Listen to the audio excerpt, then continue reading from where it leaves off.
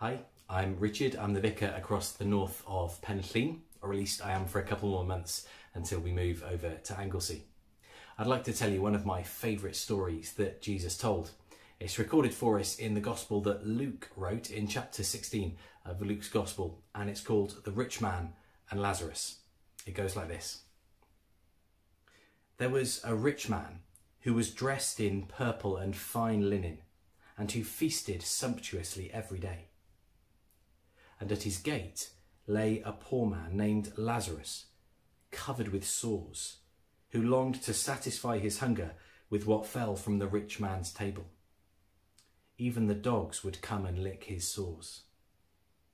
The poor man died and was carried away by the angels to be with Abraham. The rich man also died and was buried. In Hades, where he was being tormented, he looked up and saw Abraham far away with Lazarus by his side. He called out, "Father Abraham, have mercy on me, and send Lazarus to dip the tip of his finger in water and cool my tongue, for I am in agony in these flames." But Abraham said, "Child, remember that during your lifetime you received your good things, and Lazarus in like manner evil things. But now he is comforted here, and you are in agony.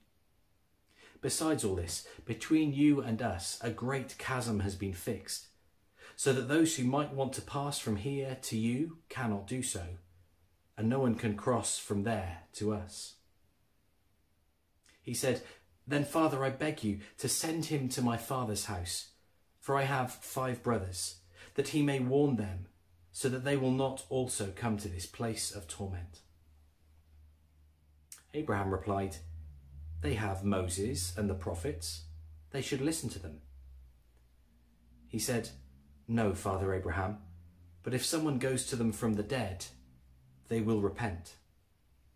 He said to him, "If they do not listen to Moses and the prophets, neither will they be convinced, even if someone rises from the dead."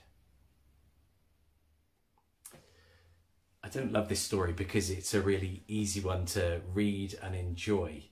It's not a light, fluffy story, is it? It's really difficult, hard, and challenging.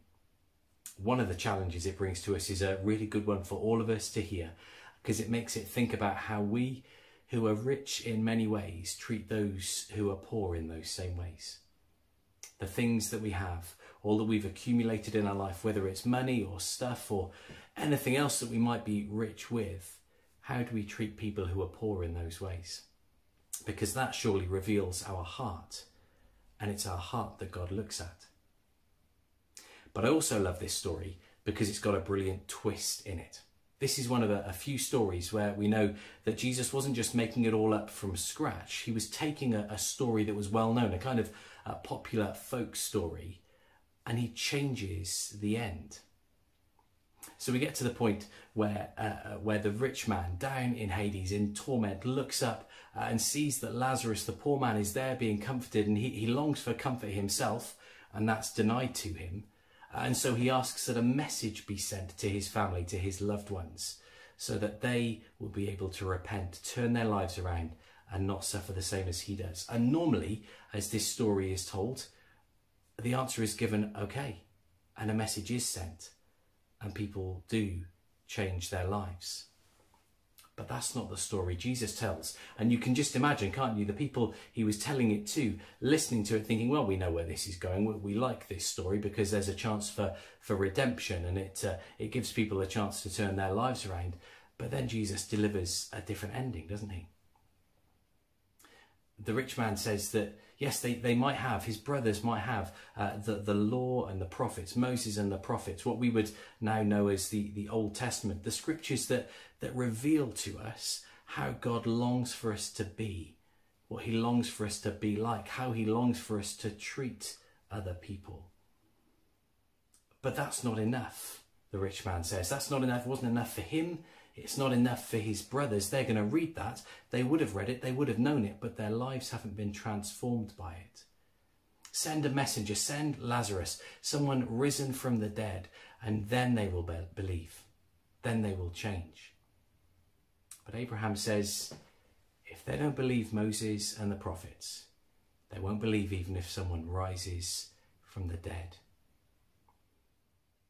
Jesus is setting a challenge to his hearers, those who are listening to him there and then. And the challenge isn't for immediately there, it's for in a little bit of time. Because we know, don't we, that Jesus did rise from the dead. How are they going to respond to that? How are they going to respond to Jesus risen from the dead? Are they going to listen to him then?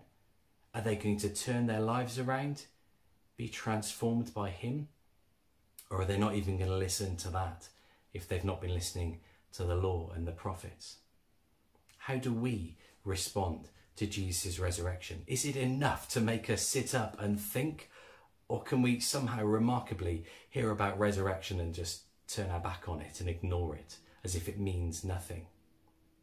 But there's one other lovely little thing here that I want to leave you with. Jesus has just a couple of moments before in Luke's Gospel told the story of the prodigal son. Someone else has told you about that story. You know the story of the two sons where the one goes away and squanders his inheritance, then comes to his senses and returns home, and the father runs and greets him and hugs him and celebrates.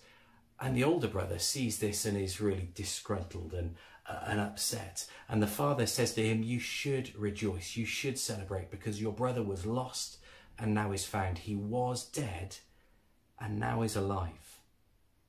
Redemption is possible. Resurrection is possible. New life is possible. And so I think Jesus is saying to us, as well as look at him, may your lives be lives full of new life that point to him. If we can live lives that are so transformed as if we've come back from the dead, because that is what's happened to those of us who are Christians, then surely others should look at us and then look at Jesus and be transformed too.